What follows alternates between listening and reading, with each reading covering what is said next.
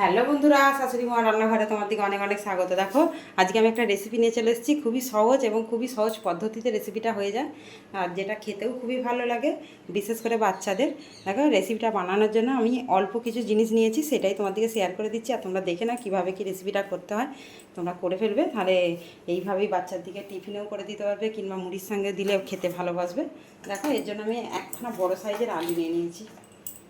এই যে আলুটা কেটে ধুয়ে পরিষ্কার করে রেখেছি। একটা বড় পেঁয়াজ নিয়েছি। আর এই জিনিসটাকে তোমরা পকোড়ার মতন করেই খাওয়া হয়ে যাবে। আমার ছেলেরা যেহেতু পরীক্ষা দিতে গেছে, সকালে কোনো রকম একটু ভাত ডাল খেয়ে চলে গেছে, এসে ওই মুড়ি দিয়ে খাবে বলেই বানাচ্ছি পকোড়াটা। তোমাদেরকে শেয়ার করে তোমরা দেখতে থাকো। আলু দিয়ে, পেঁয়াজ দিয়ে, ডিম দিয়ে একটা রেসিপি, তোমরা দেখে নিয়ে কমেন্ট করে জানাবে আমার এই রেসিপিটা কেমন লেগেছে। আর খুবই সহজ। আর এতে লাগবে আর দুটো কাঁচা লঙ্কা আর একটু মশলা বলতে আদা রসুন পেঁয়াজ। যদি ঝাল করতে চাও এটা দিয়ে ঝাল হয়ে যাবে, আর মাখানোর সময় অল্প একটু লাগবে। আমি ঝাল করব না, এইটাকেই ঝাল করা যাবে। আমি পকোড়ার মতন রেখে দেবো, আমার ছেলেরা ঝাল খেতে পারে না। দেখো কিভাবে কি বানাচ্ছি, তোমরা দেখতে থাকো। দেখো একটা কুকার নিয়ে নিয়েছি, কুকারটা বসিয়ে দেবো।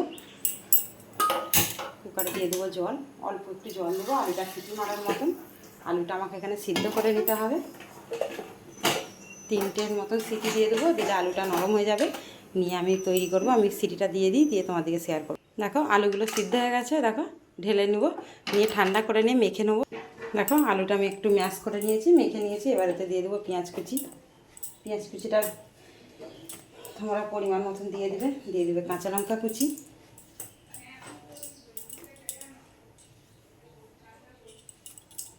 দিয়ে দেবে একটু জিরে গুঁড়ো, একটু আদা রসুনের পেস্ট,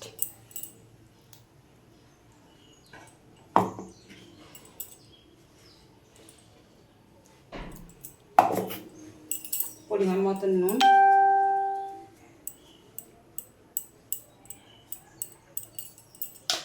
হলুদ গুঁড়ো,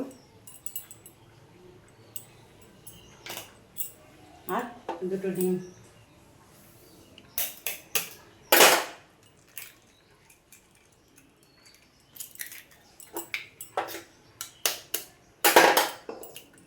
ভালো করে হাত দিয়ে মেখে নিতে হবে। হাত দিয়ে মাখলে মাখাটা সুন্দর হবে। মেখে নিয়ে তোমাদেরকে আবার শেয়ার করছি। দেখো মেখে রেডি করে নিয়েছি। এবার একটা ফ্রাই প্যান বসিয়ে দেবো।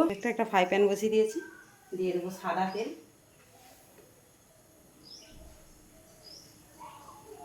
তেলটা একটু তেতে গেলে আমি বড়াগুলো ভাজবো, তোমাদেরকে শেয়ার করবো, দেখতে থাকো তোমরা।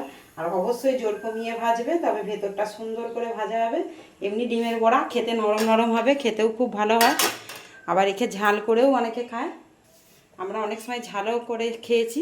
তোমাদেরকে ওই জন্য শেয়ার করে দিচ্ছি, তোমরা দেখে নেবে। এটা আদা রসুন পেঁয়াজ দিয়ে ঝাল করলেও খেতে খুব সুন্দর লাগে। আজ পকোড়ার মতন করেই খাবো গরম গরম। দেখো এবার পকোড়াগুলো আমি দিতে থাকবো।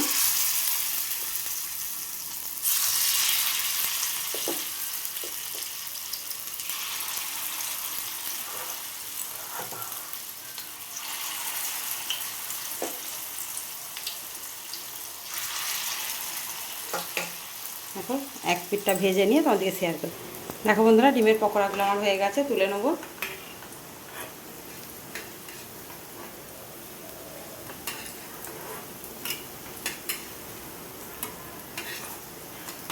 দিয়ে এইভাবে আমি সব কটা পকোড়া ভেজে নিয়ে তোমাদেরকে শেয়ার করছি।